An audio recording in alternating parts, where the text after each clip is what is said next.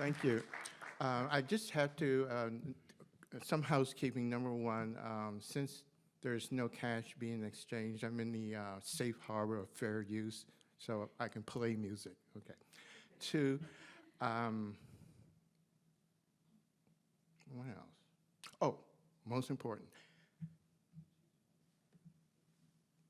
This is an unpublished book, so I just want people to know this. The reason why I'm doing this because I've been having a hard time getting it published. And my theory, is the theory, I don't have evidence, but I suspect it's because I'm saying things about black leadership that may be considered negative. It's considered not publishable because we're in this era right now that you can't say anything bad about certain classes of people, even in good faith or self-criticism. So it got to a point, I began to realize, you know what? I don't think this book is going to get published. Then I said, you know what? I am going to take this to the stage, as the Funkadelics once put it. So without further ado, let me start with a simple but uncomfortable fact. Despite being roughly 14% of the US population, and despite rising levels of education, income, and professional attainment, Black Americans, according to a Brookings Institute study, account for less than 3% of employer-owned businesses. That gap has persisted for generations. However, this could have been surmounted if Blacks had monopolized their creative talent in music as entrepreneurs, creating an empire of their own. The problem is not that Black enterprise never existed. It did. Repeatedly, the problem is that it was rarely allowed by Black leadership choices to mature into durable, scalable institutions. This is usually explained as a result of racism alone. That explanation is incomplete, but rests on two factors, external and internal. This inability stems from two factors. External, white control of the economy and racism in the guise of segregation. It blocked Blacks from being able to participate in the open market. Internally, African-American leadership had been either ambivalent or hostile towards Black popular music, which stymied the development of Black music as a platform for economic self-sufficiency and self-organization.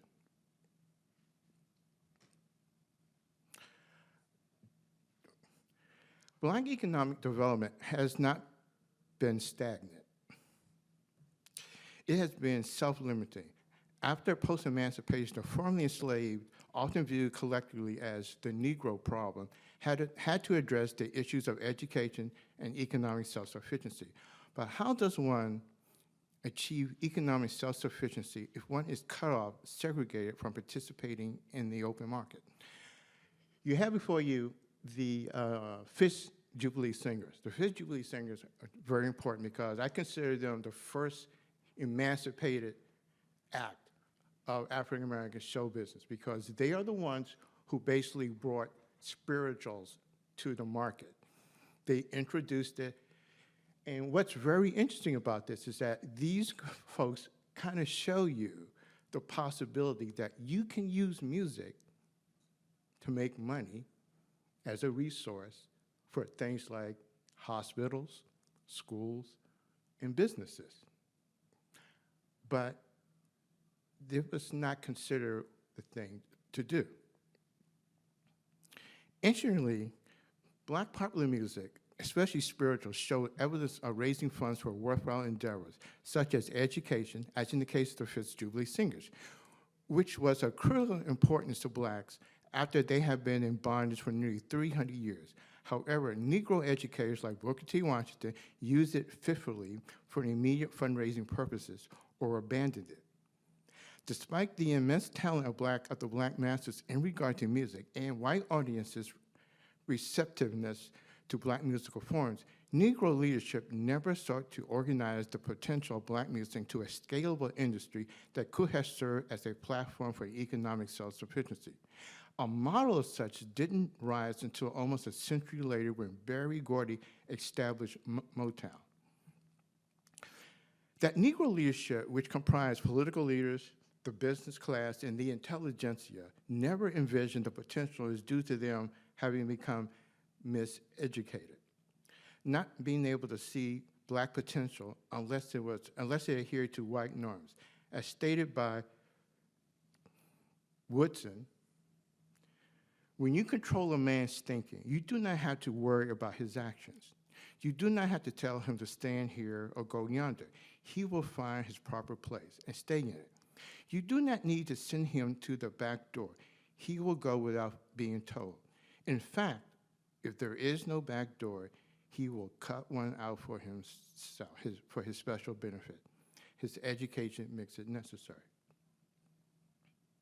For more than a century, miseducated black leadership places greatest faith in moral legitimacy, legal recognition, and professional advancement.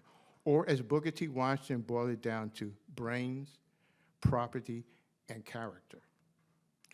Those pursuits were understandable. They were, however, also strategically insufficient. They also did not allow for the development of devious Negroes with mercantile guile. And I'll show you a good example of mercantile guile when we get to Booker T. Washington. For post-emancipation to the Civil Rights era, 1877 to the 1960s, this mindset was prevalent, and as such was alienated from its own folk culture and could not give leadership in shaping or assessing black popular music as an economic resource or as a cultural tool for political mobilization. A fair amount of this attitude was also driven by Negro leadership bourgeois class bias. To be blunt, the black bourgeoisie has always held the black lower class, especially working class Southern Negroes, in contempt. They often exhibited what is called a my race, but not my taste disdain for those who were considered lower class. Yet, this is the same class that created spirituals, folk song, blues, ragtime, jazz, R&B, rock and roll, soul, funk, and later hip hop. And God knows where else those Negroes are coming up with next. This is classic because another factor in why the black elite is very ambivalent about black music is because of its association with minstrel shows. This is the first mass commercial entertainment from the 1820s to the 1870s. It was popular in northern urban cities in which whites darkened their faces and pretended to engage in Negro frolics. Such a leadership, however, did not see or view music as intellectual property that stemmed from cultural production or control of show business by Negroes themselves. Blacks have exhibited tremendous soft power or influence in shaping and defining American culture by a way of idiom and style, but have lacked hard power in the ownership of the means of production or cultural dissemination. As an alienated leadership shaped by miseducation and respectability politics, the black bourgeoisie mismanaged black patrimony, which is music, which may be one of the very few carryovers from Africa that survived the transatlantic slave trade. That black music came from Africa made it synonymous with barbarity and lack of civilization. This carryover formed an inchoate rhythm nation in America and exists as a near primordial force on a subterranean level within African American culture, but has rarely been industrially organized by blacks themselves, except for Motown. It has existed mostly as a dependable but exploitable talent pool for the music industry. That this leadership did not pay attention to the development of black popular music as an economic platform in the quest for economic self-sufficiency, which had often been, along with education, a primary goal of African Americans. Because it neglected the economic potential of popular music, while as a segregated minority, black popular music was channeled, colonized, and exploited talent within the larger white-dominated entertainment industry. The NAACP didn't even issue a report on the music industry until 1987, years after big music had already captured independent black music in the early 70s, and 1 year before Berry Gordy sold Motown to MCA. This neglect is one of a series of missed opportunities and laid the foundation of a series of them by so-called race leaders when African Americans were segregated. This leadership has mismanaged the black patrimony by failing to understand that black popular music would become a crucial component of what Harold Cruse described as the burgeoning mass communication cultural industry. Quote, mass cultural communication is a basic industry, as basic as oil, steel, and transportation in its own way. Developing along with it, supporting it, subservient to it, is an organized network of functions that are creative, administrative, propagandistic, educational, recreational, political, artistic, economic, and cultural. Taken as a whole, this enterprise involves what C. Wright Mills called the cultural apparatus. Only the blind cannot see that whoever controls the cultural apparatus, whatever class, power group, faction, or political combine, also controls the destiny of the United States and everything in it. Popular culture, music, entertainment, leisure, was treated as morally suspect, politically unserious, and economically marginal. Yet these were the very arenas where black people generated mass value, set national tastes, and commanded global attention. Once again, soft power. The quest for economic self-sufficiency has always been an agenda item of Black America, since blacks have been segregated. However, blacks face specific hurdles as minority denied access to the open market. First, as Drake and Caton articulate in Black Metropolis, written in 1945, a study of Negro Chicagoans, blacks as Americans are susceptible to the folklore of American capitalism. As quote, as participants in the general American culture, they are exposed to a system that places a high premium upon business success and white-collar occupation. Financial power and economic control bring these political and social rewards in which had traditionally been supposed to serve as incentive to thrift, enterprise, and hard work. Negroes using the same school textbooks as whites, reading the same papers, attending the same movies, and in constant contact with the white world tend to incorporate the general ideals of American life.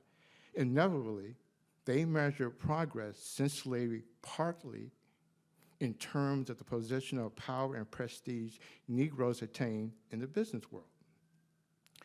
Objective reality, however, is at variance with the ideal. No Negro sits on the board of directors in LaSalle, this is in Chicago. None trades in a grain pit or has a seat on the stock exchange.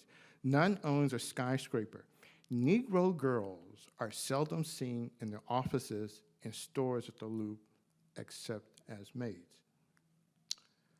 Another objective reality is the lack of access to capital and markets. Once again, Drake and Caton.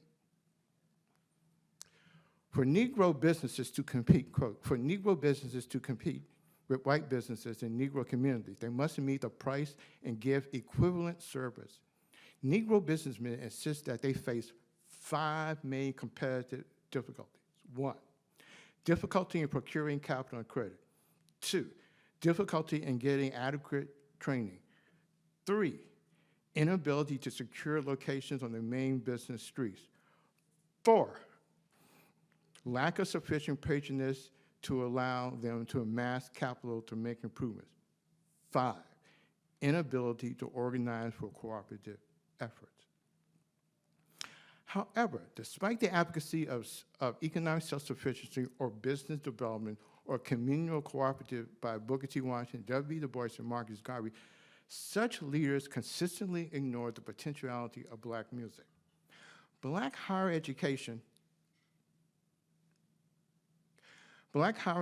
institutions likewise failed to know the economic potential of black popular music. But not doing so, they failed to educate potential generations of black managers and executives who might have started businesses of their own or maintained control over the wealth that the music recording industry has generated via black talent. Even today, very few HBCs give higher level courses regarding the music industry. I love this. This is like, mwah. Howard University is one of 3 HBCUs along with Tennessee State University and Fisk that offers substantial business programs in the music business. Howard University, often recognized as the de facto flagship of the HBCUs, didn't even recognize jazz as an academic subject until the early 1970s, an era when the major labels have begun incorporating independent record labels as recommended by the Harvard Report. In 2021, Howard University School of Business received $4.9 million from the Blavatnik Family Foundation to institute the Blavatnik Music Business Program at that school. Not Duke Ellington, not Louis Armstrong. The program seeks to train the next generation of black managers and executives in the music business, which is primarily owned by white businesses and operated by white executives. It should also be noted that Len Blavatnik, a billionaire businessman via Access Holdings, owns Warner Music Group. This ownership and donation may well be a good example of what Russell Simmons once said, quote, "Black culture is too significant in American culture for blacks to be glorified employees."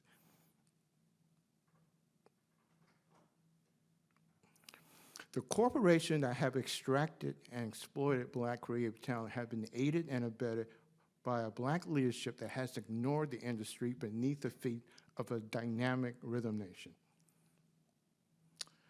To borrow from Proverbs, chapter 29, verse 18, where there is no vision, the people perish. In this case, because African-American leadership had no vision of popular music as a platform for economic self-sufficiency, African-American economic development is best characterized as being in a state of arrested development. Instead of building industries around the potentiality of black music, leadership distanced itself from it. The result was predictable. Value was created faster than institutions were built to retain it. Others arrived with capital, contracts, and distribution, and extraction followed. Each generation started over. Gains did not compound. Enterprises remained personal and not institutional. Symbolic victories substituted for balance sheets. This is not a story of cultural failure. It is a story of strategic misallocation, of elite decisions that narrow the definition of acceptable black enterprise and cap the scale of black ambition. The 5 figures I will discuss, Booker T. Washington, W.E.B. Du Bois, James Weldon Johnson, Marcus Garvey, and Nannie Helen Burroughs, represent very different ideologies and thought leaders in their respective fields.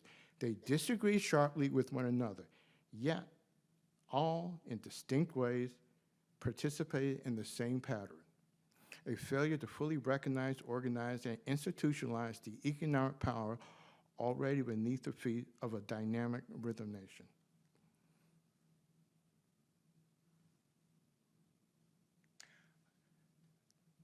This ends the overview portion, and the next thing I will do after I play some music, we're going to look at the usual suspects, the 5 fingers.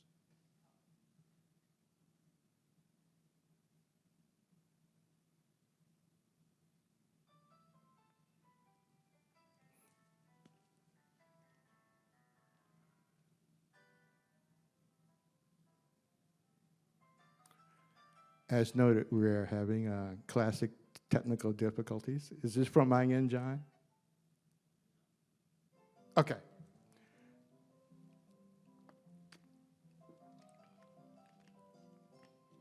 Could you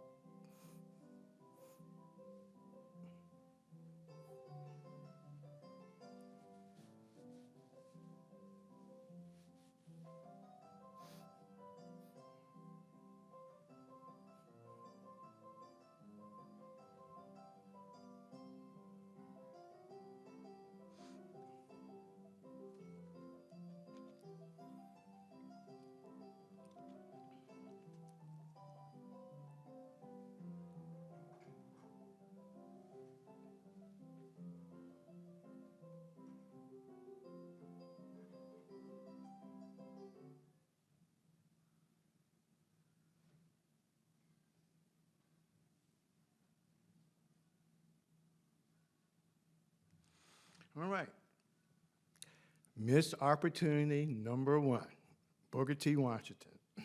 In all things that are purely social, we can be as separate as the five fingers, yet as one as the hand in all things essential to mutual progress. Booker T. Washington, The Atlantic, Exhibit 1895. When Booker T. Washington, oh, I'm sorry, John, the next one. When Booker T. Washington made this statement in the Atlantic speech, this solidified him as the most powerful Negro leader in Black America. The person who comes the closest to being the most powerful leader in Black America was perhaps Barack Obama. But back in the day, it was Booker T. Washington. I had not realized, I mean, when I was coming up as a child in Washington, D.C., in my Negro days as a child in Washington, D.C., Booker T. Washington would be one of those people, there'd be a whole line of famous Negro leaders. I had not realized how powerful this guy was. He could shut down anything.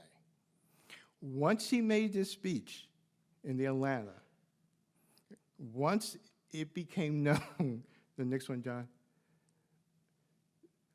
this is the money shot. This is what really solidifies him. The wisest among my race understand that the agitation or question of social equality is the extremist folly, and that progress in the enjoyment of all the privileges that will come to us must be the result of severe and constant struggle, rather than of artificial forcing. No race that has anything to contribute to the markets of the world is long in any degree ostracized. When he makes this statement, he really, like I said before, solidifies himself for about 20 years as the most powerful Negro leader. Someone like W.E.B. Du Bois, at a certain point, couldn't even get things done because all Washington had to do is pick up the phone. Oh, I'm sorry, it's back in the day. Pick up the phone and say, Mr. Carnegie, this thing by W.B. Du Bois, we like industrial education. Click. The most interesting thing about Booker T. Washington is that he is the person who puts on the agenda Black economic development, but he's doing it through the idea of industrial education. And industrial education basically is training Southern Blacks to be the handmaidens and the gentlemen of the burgeoning Southern economy that's coming into being after the Civil War. John. The most interesting thing about Booker T. Washington is that he believes that we are not going to agitate for civil rights. We are not going to do that. We're going to prove that if we have brains, property, and character, we will achieve what we need to achieve. Agitating for like civil rights? No. As I said before, that's extreme folly. However, Booker T. Washington is very interesting because Booker T. Washington has this trioca of three things. I mentioned three already, but he has another trioca. Create a niche.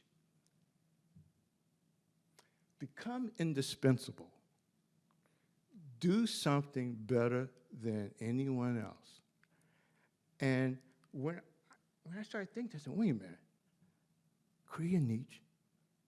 Become indispensable. Do something better than anyone else. Ladies and gentlemen at the court, brothers and sisters, that's Black music.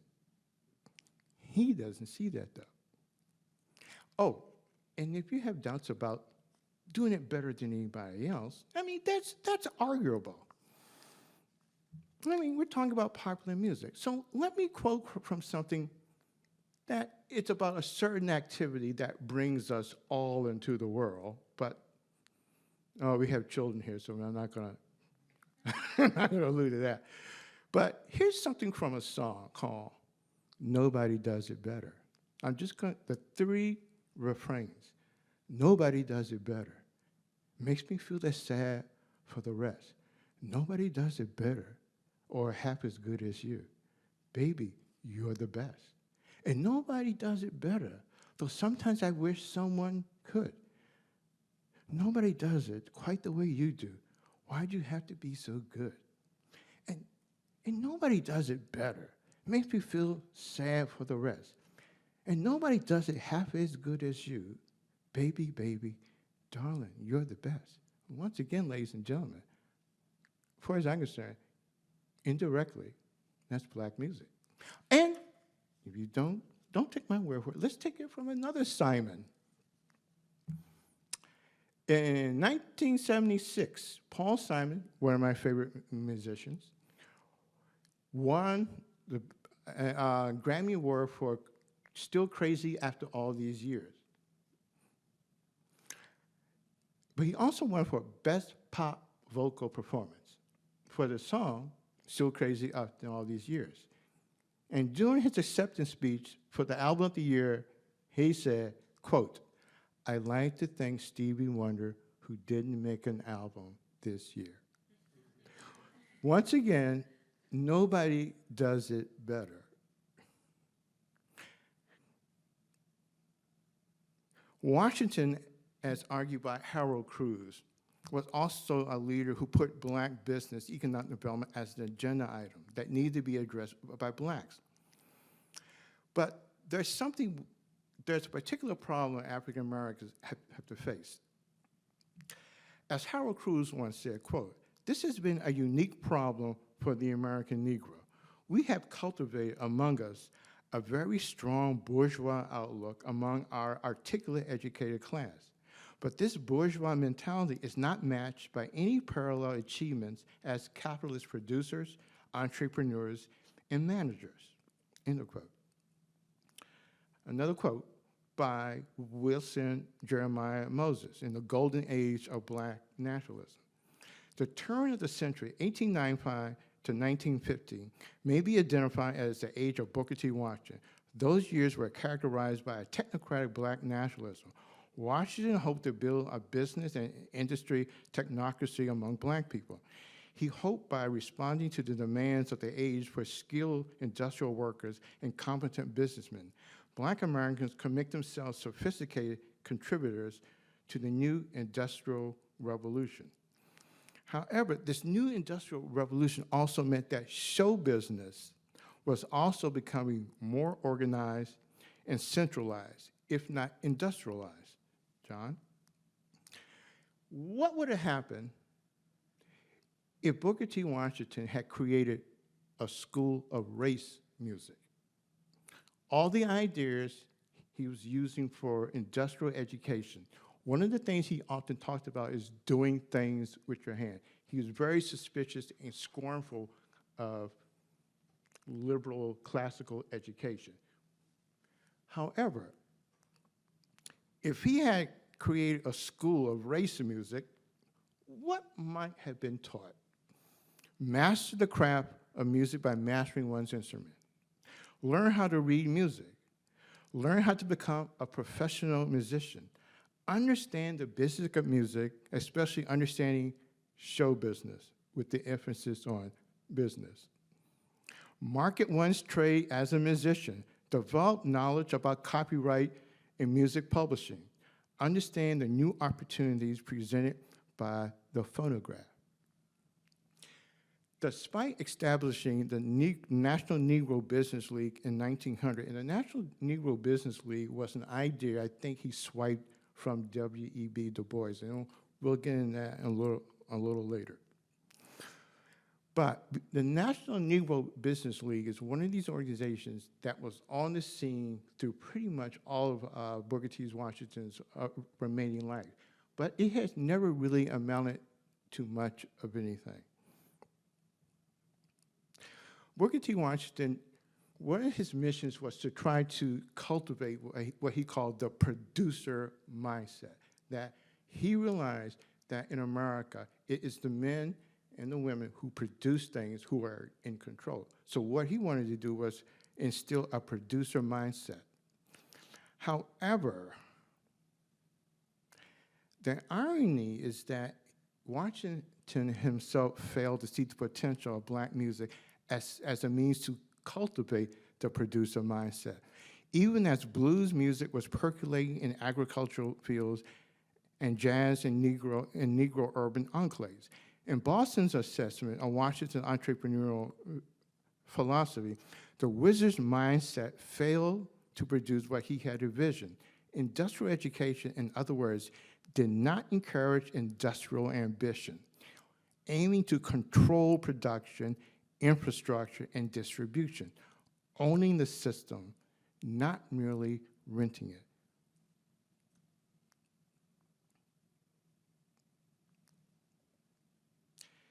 It is a strange or peculiar sensation, this double consciousness, this sense of always looking at oneself through the eyes of others, of measuring one's soul by the tape of a world that looks in amused contempt and pity. One ever feels his two-ness, an American, a Negro, two souls, two thoughts, two unreconciled strivings, two warring ideals in one dark body whose darkest strength keeps it from being torn asunder. If Washington is the patron saint of black entrepreneurialism and African-American conservatism, William Edward Burghardt Du Bois is the founding father of modern social thought, the leader of the talented 10th. Of the 5 individuals in this presentation, Du Bois should have been the one most capable of connecting the dots in regard to the political economy of black music. He represents the second missed opportunity. For example, John, in The Negro in Business, published in 1899, 1 year before Washington created the National Negro Business League, Du Bois saw the possibility of developing a Negro entertainment sector in the Gilded Age. Quote, "There is a large field for development here, and for considerable education and social uplifting. Few people, for instance, have stronger dramatic instincts than Negroes, yet the theater is almost unknown among them. Much could be done to elevate and enlighten the masses by judicious catering to their unsatisfied demand for amusement. Here is a chance for philanthropy and 5% return on investment for black and white capitalists." Du Bois once complained that young Negroes were not taking an interest in business, and he thought they had to be induced into it. Yet, Du Bois himself, a public intellectual, never made any significant disclosure to American Negroes regarding what happened to Black Swan Records, a company in which he and others invested money in. Black Swan Records is considered one of the first record companies that was on the scene in the early 1920s. Lasted from 1920 to 1925. It went down because of extraneous circumstances. There is some rumor that a bomb was placed in this coal port. Some people think, not sure whether that was deliberate or if there was a labor struggle going on and just Black Swan Records just happened to be in the wrong place at the wrong time. The point, however, is that W. Du Bois never said anything about the failure of it.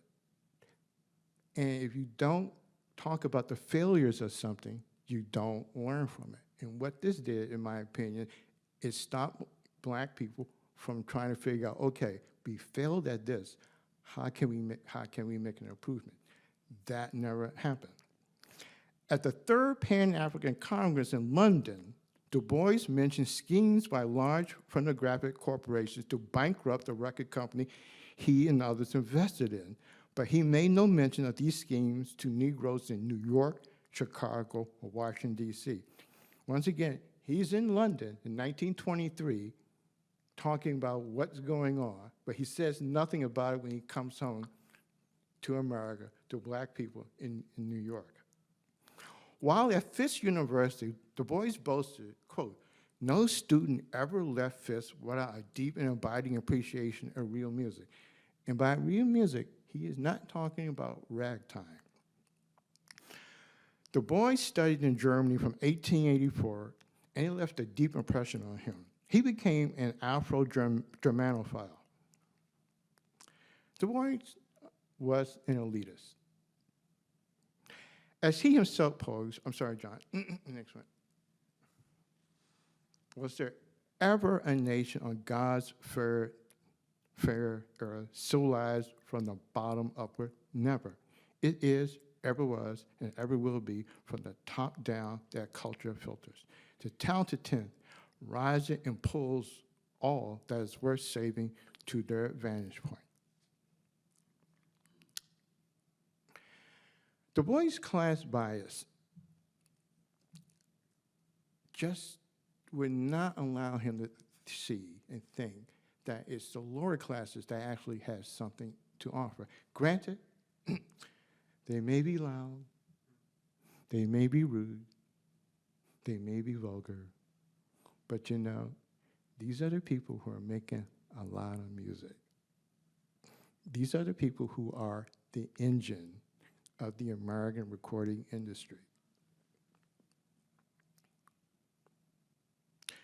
Du Bois once said in a book called Dusk of Dawn, 1940, quote, "It is quite possible that the Negro economy could never cover more than a smaller part of the economic activities of Negroes. Nevertheless, it is also possible that this smaller part could be so important and wield so much power that its influence upon the total economy of Negroes and the total industrial organization of the United States could be decisive for the great end towards which Negroes move."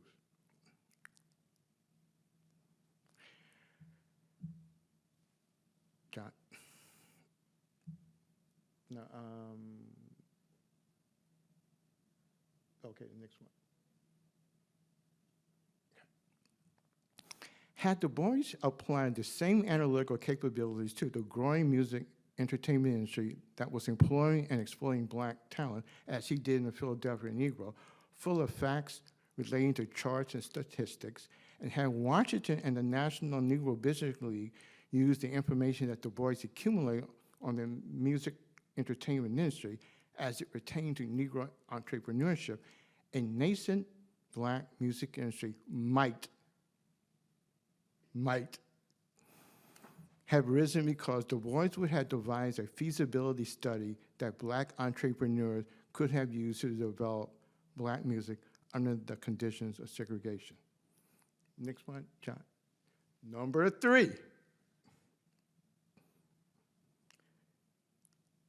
Before I go into this guy, I have a lot of respect for Du Bois. This guy is even as interesting. In some degrees, he's more interesting because he did it all. He was a lyricist, a writer, a poet, a diplomat. He was the first Black executive secretary of the NAACP.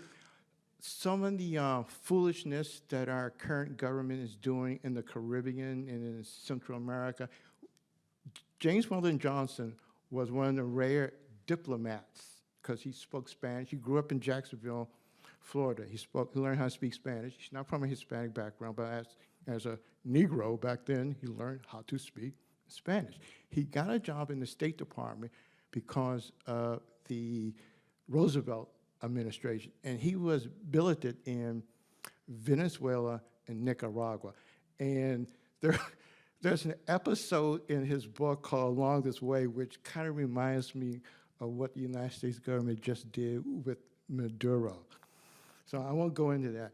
I want to show you this under the bamboo tree. He and his brother, he was in a trio with his brother and with Bob Cole. These guys were so good that when a woman was complaining about Negro stuff, she said, "We don't want to hear that Negro stuff. You want to hear music by the Cole by Bob Cole and the Brothers Johnson." These guys were so good, folks didn't even know that they were Black. There's a movie called Meet Me in St. Louis with Judy Garland. There's a scene in this movie where Julie Garland and her sister are doing what they used to do in the gay 90s, having parlor games, piano singing songs. This song is what they're singing. This was a very popular song from the late 1900s up until the 1920s and into the 1930s.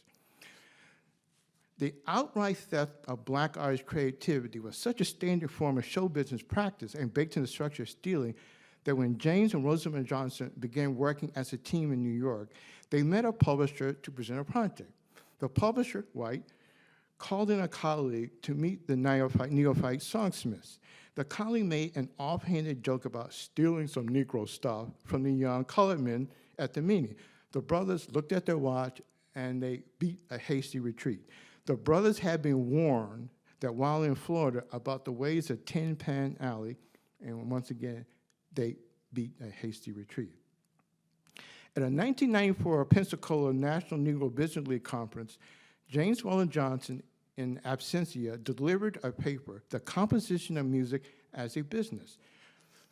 This showed that even as a lyricist, he understood that you could make money, that publishing is a business in which African Americans should be paying attention to. However, this insight was not broadly transferred to any business opportunity. The National Negro Business League, once again, which W.B. Du Bois created something called the Businessman's League, and Booker T. Washington came in and snatched it and turned it into the National Negro Business League. However, it had never included or expressed any interest in Negro amusement as an industry or business.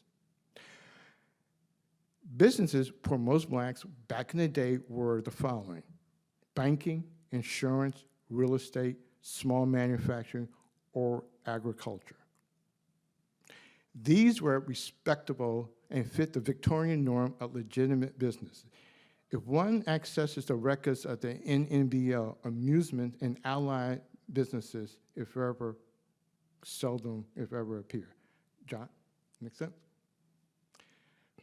In a 1923 letter from James Weldon Johnson to Walter White, he explained that it has long been a cherished belief of mine that the development of Negro art in the United States will not only mean a great deal for the Negro himself, but will provide the easiest and most effective approach to the whole race question.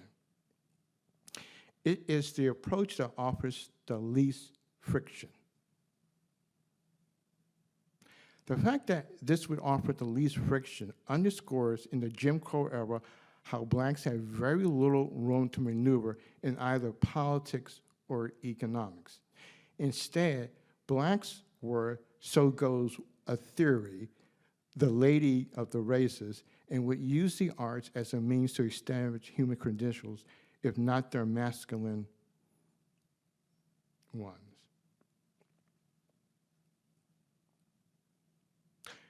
When James Weldon Johnson wrote a book called Negro Americans, What Now, 1935, and he was making a case for why the NAACP is the leading organization, but he was also explaining what a defect was. John? The factor is money. If we were farsighted, as we ought to be, we could raise a fund of at least $500,000 to be expended for the specific purpose of advertising our good points and making them familiar to America and the world. With a fund of that size, we could begin to carry on for some time a systematic publicity campaign through books, periodicals, moving pictures, and other mediums in the United States, in Europe, and Japan. A campaign that would gradually affect national and world opinion. He doesn't mention music.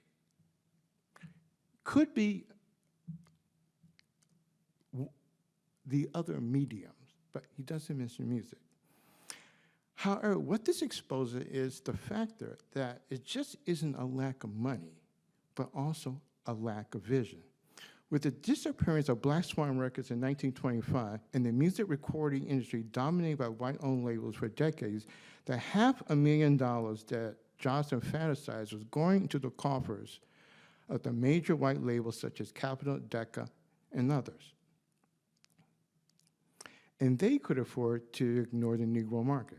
Radio, along with movie making, had become the major communication medium by the 1930s. The Negro elite, organizationally represented by the NAACP, had no entry to either radio or filmmaking because it lacked money and, most importantly, a vision. John, number 2. I'm sorry, the next one. Marcus Garvey. What can we say about Marcus Garvey? He once said, and this is when I read he said this, it's like, wow, this guy was really onto something. The South is the character-making center of Negroes.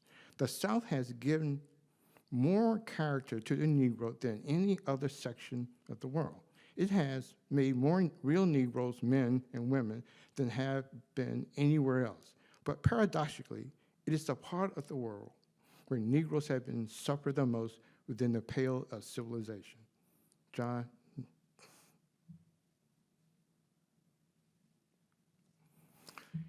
And the South has been the cooking pot of nearly every and all foundational Black musics. Spirituals, blues, ragtime, jazz, gospel, R&B, soul, funk of the American experience. So let's have a little bit of stew.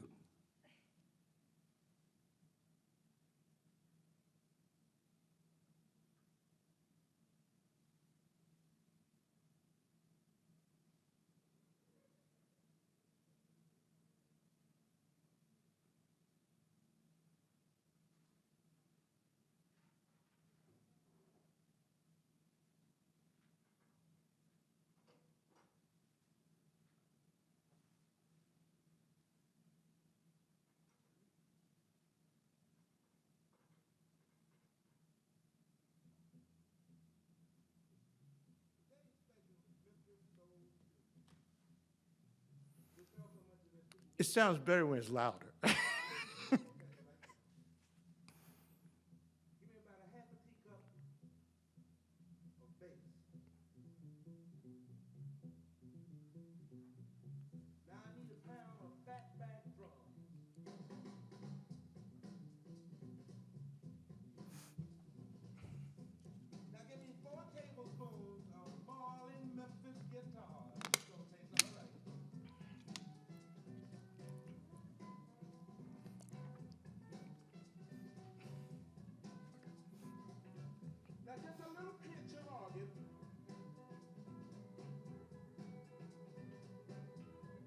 John, next one. Go ahead. No. The next one.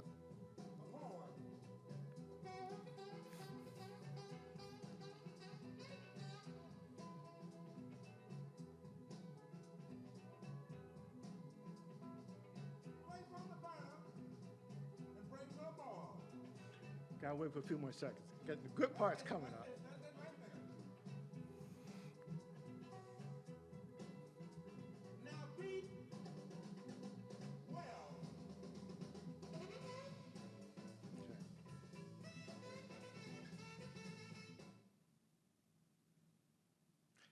That was King Curtis, Memphis Soul Stew.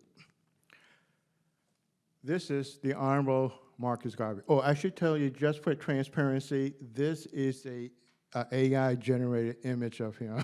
I told it, you know what? If they're scraping up everything from us as humans, I'm going to use this thing. So this is a computer generated, because I asked it to give me an image of Marcus Garvey as a band leader. And I'll explain this. Marcus Garvey, a Jamaican immigrant, was exactly the sort of Negro leader that Kelly Miller exemplifies, someone who has a vision with the power to portray and project. Next one.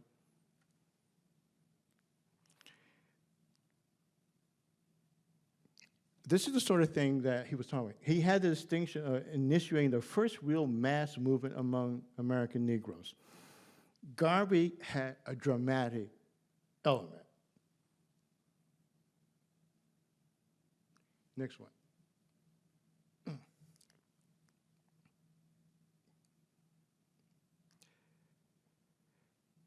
Each of these dots are each of these dots are supposedly a UNI, United Negro Improvement Association division down south.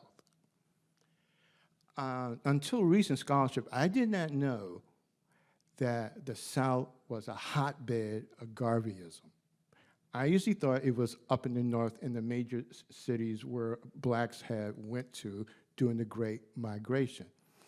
This is an opportunity, and this is what's very interesting, why I had him dressed up as a drum major. Because Marcus Garvey, if you know anything about Marcus Garvey, he got into trouble over a steamship line, which he was selling stocks to, and he got arrested, he was jailed, and then he was deported. However, if Marcus Garvey had turned the UNI into the Black Star Jubilee Music School, things might have been different. What do I mean by that? Every one of these dots is a UNI division, which means there are clusters of black people around these dots in these towns, which means there are churches, which means there are families, which means there are kids. If you use music to rally people, you have something going on. Because one thing about humans is that, I may say, blacks do it better, However, every man, every woman on this planet comes from a society that plays music. Music is a human endeavor that we all engage in. However, if Marcus Garvey, rather than that stupid steamship line, if he had, are you folks familiar with that old film called The Music Man? Suppose, The Music Man is based on a con man coming into a town, and some people think Marcus Garvey was a con man, but I'm not trying to make that up. Coming into a town with this idea about music, giving a band. And the town, to some degree, rallies around that idea. This is why I had him dressed up, Marcus Garvey dressed up as a band leader. If he did something like that, if he had put bands in every black town, still at the same time getting them to think that they are, proud Negro people, he might have been onto something.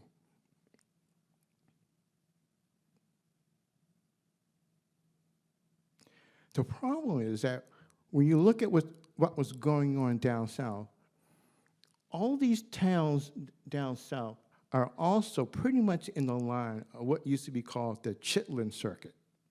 And the Chitlin Circuit is that circuit in which black people in bands will go up and down and go into various quarters and play music. Down south, as somebody once said, there is serious music down there. Quote, this is from a book called Chitlin Circuit and the Road to Rock and Roll by Preston Lauterbach. Quote, the money principle of the numbers game applied. The Negro individual lacked financial resources, but the stroll, and the strolls that strip, where there are clubs and bars and things of that nature, but the stroll possessed collected wealth in nickels and dime increments. And those nickels and dimes, multiplied by numerous bands, playing in different joints simultaneously with a percentage of proceeds from each flowing back, repeat nightly, and you come to see there is serious cash down there. John.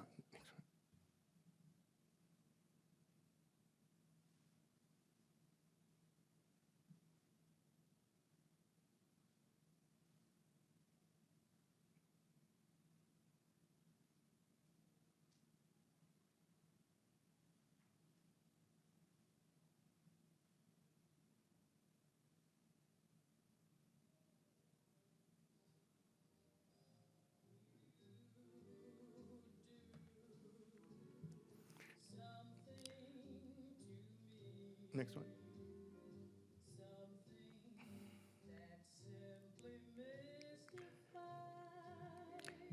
The history of black women singers who worked as domestics before becoming full-time performers reflects both the racial and gender limitations of economic opportunity and the resilience of these women in transforming hardships to artistry in the late 19th and 20th century.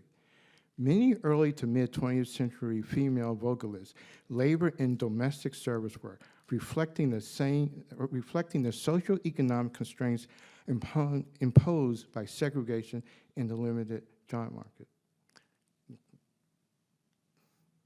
Oh, as you probably, I should be missed, you know, that's where Ella, Diana, I'm sorry, disrespectful, Ella Fitzgerald, Diana Washington, Ethel Waters, Mahalia Jackson, and Billie Holiday. All these women were domestics at some point. This woman, don't get me started. Don't get me started. This woman could have changed a lot.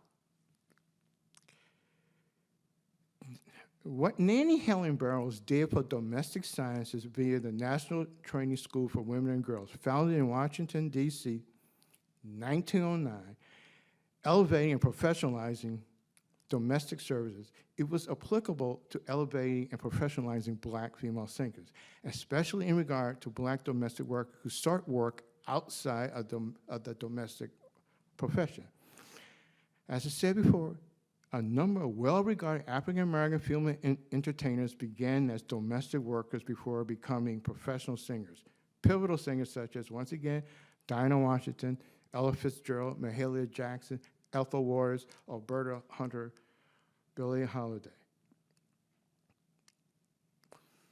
This woman starts a school. Did you folks, I want to take a guess, what was the most popular subject? She was doing industrial education and liberal education.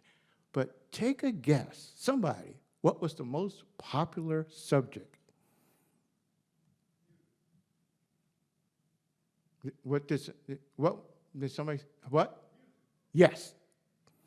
The most popular subject at that school was music.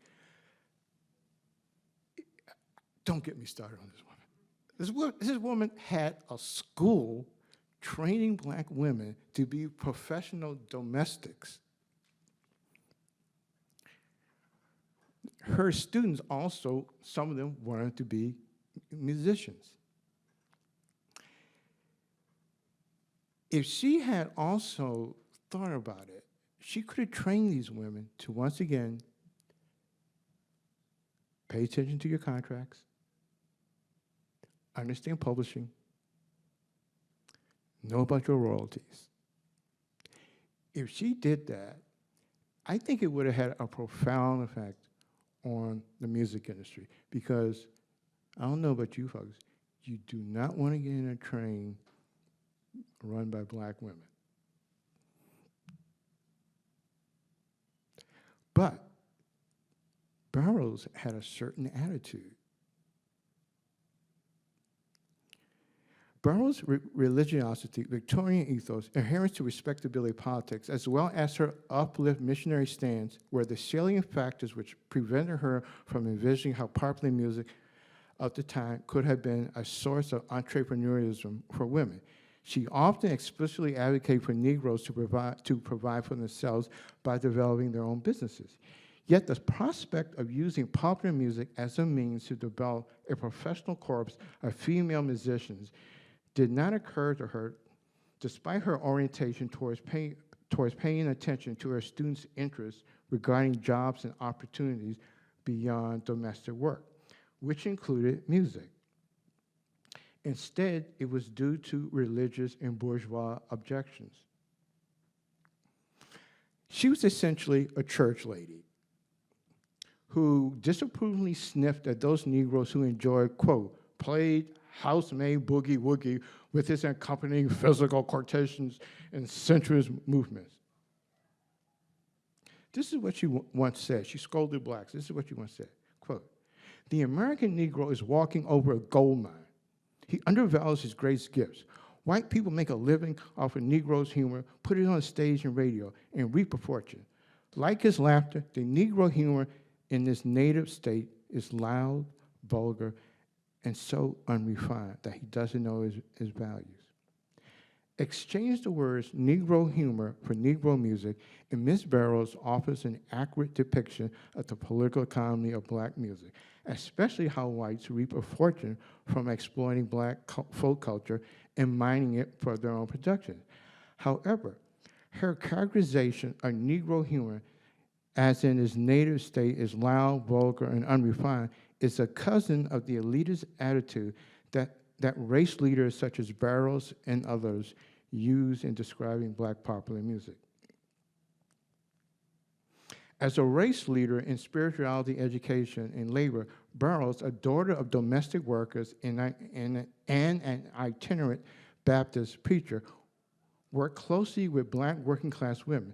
However, her inability to envision the possibility of using the National Training School for Women and Girls to educate working students who wanted opportunities in the art, trade craft, and business of music is another missed opportunity in the history of the political economy of black music. My concluding remarks. Music, wrote Harold Vogel, is the most easily personalized and accessible form of entertainment.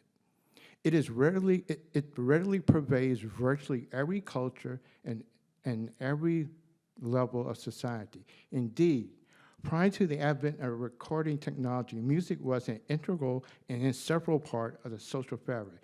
And as such, music may be considered the most fundamental of all the entertainment businesses.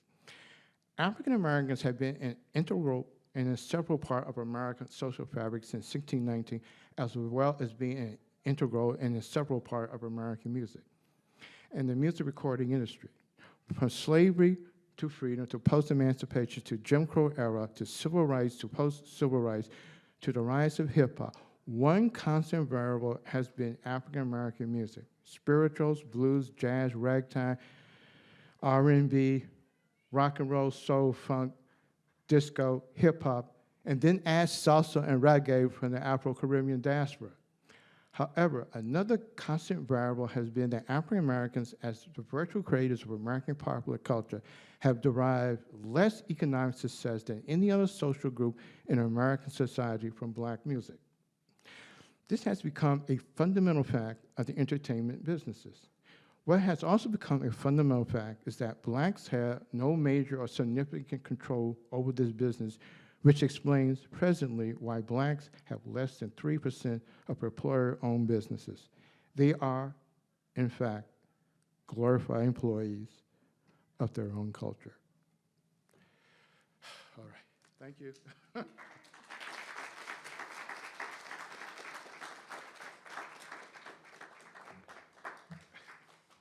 Okay, I was gonna play some music, but we gotta get out of here in about 20 minutes. So if there are questions, have at it. If not, I'll play some music. Sir? Hi, Norman. I want to thank you very much for a very interesting talk and ask you about businesses created by wealthy, by African American musicians who have been successful. Oh, thank you. Yeah, I wanted to ask you about businesses and lines of business that have been created as a way to employ capital that they have come into ownership of by successful African American musicians. And I wonder if I find it a very compelling, you said counterfactual argument about how things didn't happen. But in your research, you must have also seen examples of African American musicians who, or people in the music industry who made an effort to break into the larger economy. And so I wanted to know what you thought about those efforts and if they were just stymied by the fact that, you know, white capitalism did not allow people to break in, you know, that the Old Boys Club wouldn't have allowed them to break in, or if there were other factors that limited their success or influence. Well, one of the, as I mentioned before, Black Swan. There's the problem with yes and no. The problem with companies like Black Swan is there's not a lot of deep research on companies like Black Swan. There, like I said before, some people think reason why Black Swan went down, number one, it was, as always, I said before, it was undercapitalized. That is always going to be a problem. It really doesn't start taking off until the 1960s with Motown. Berry Gordy got an $800 loan from his family's business, and by the mid-1960s, he was making millions. He was the most successful record company in the 1960s. He was so successful, but early 1970s, the major labels started taking over black record companies because they had ignored it.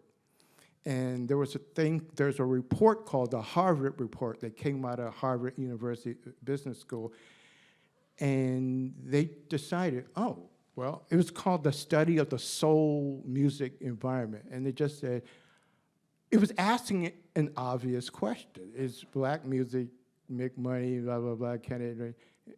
And the report said, duh, because American music is basically, American popular music is basically black music.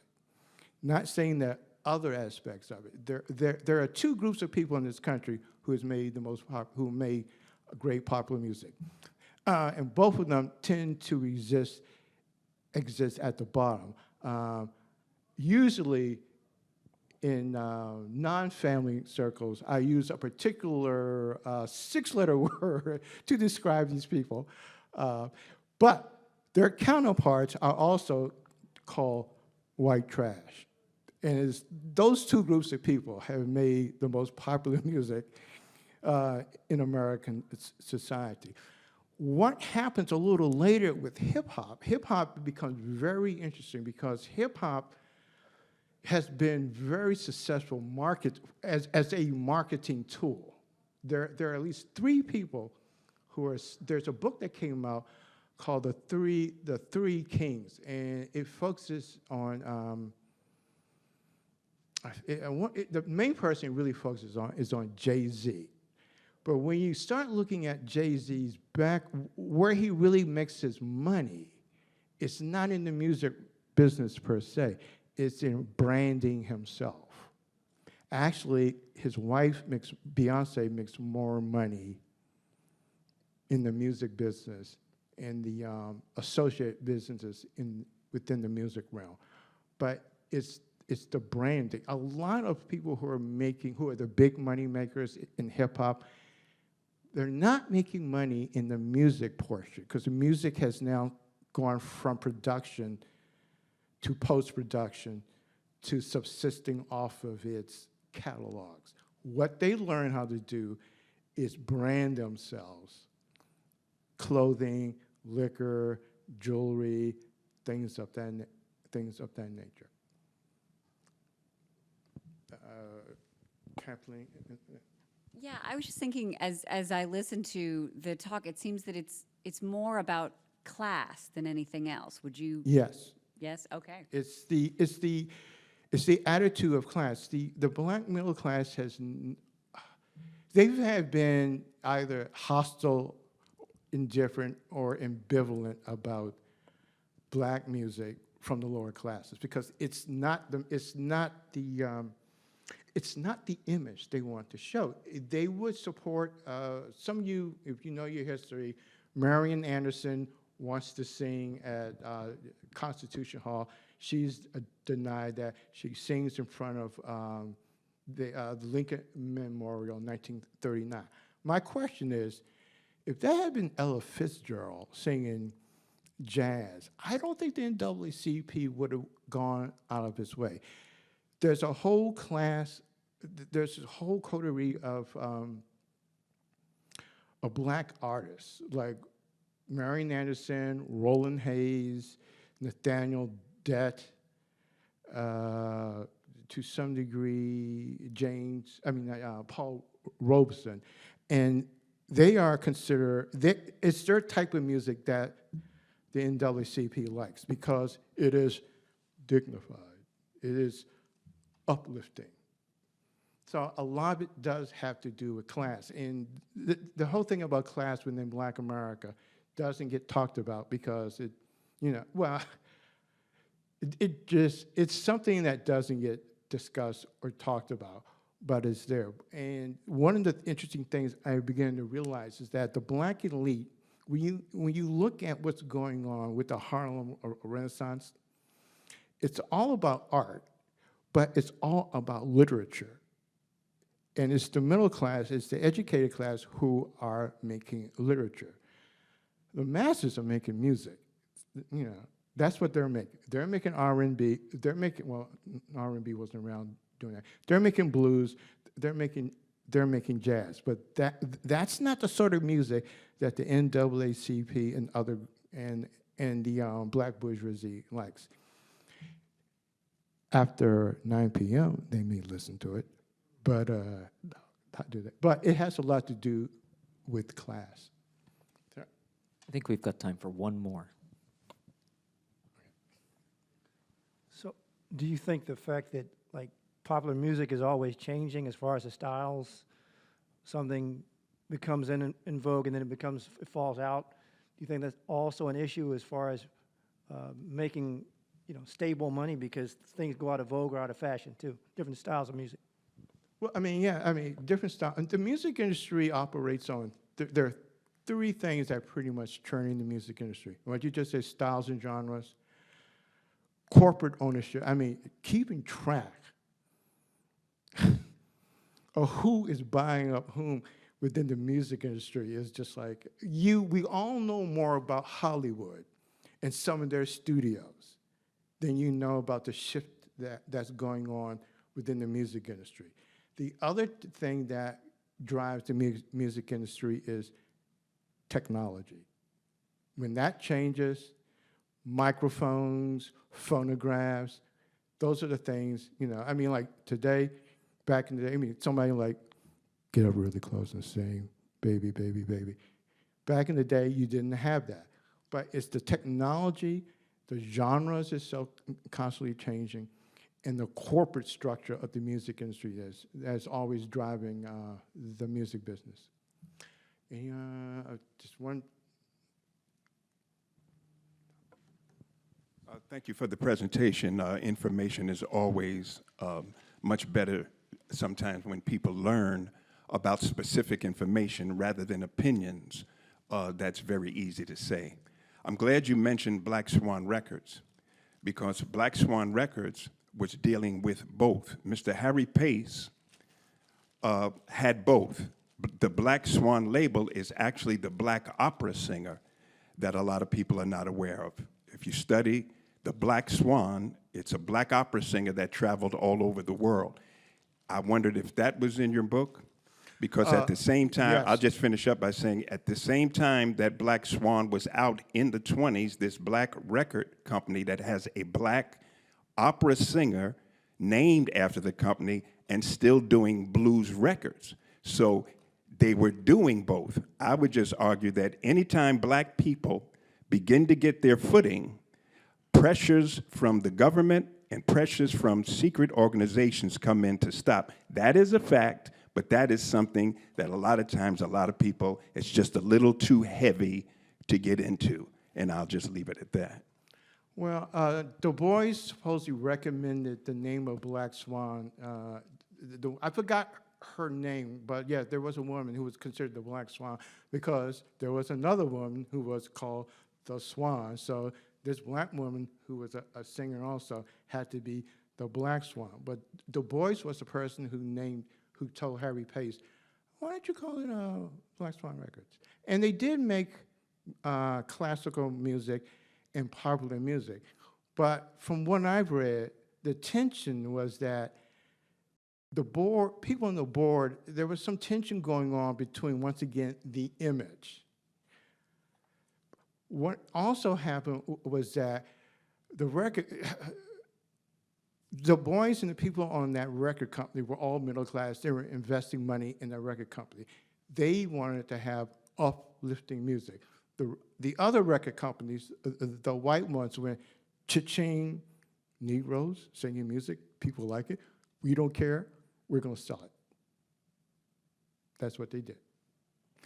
Ladies and gentlemen, thank you for coming. If you think this is of any interest to other people in our fair city, I have postcards. Please pass them on. This is my, I won't be embarrassed, this is my maiden voyage as a public speaker, so I can use help. Thank you for coming. And I can die tonight and be a happy man because I fulfilled my mission. Thank you.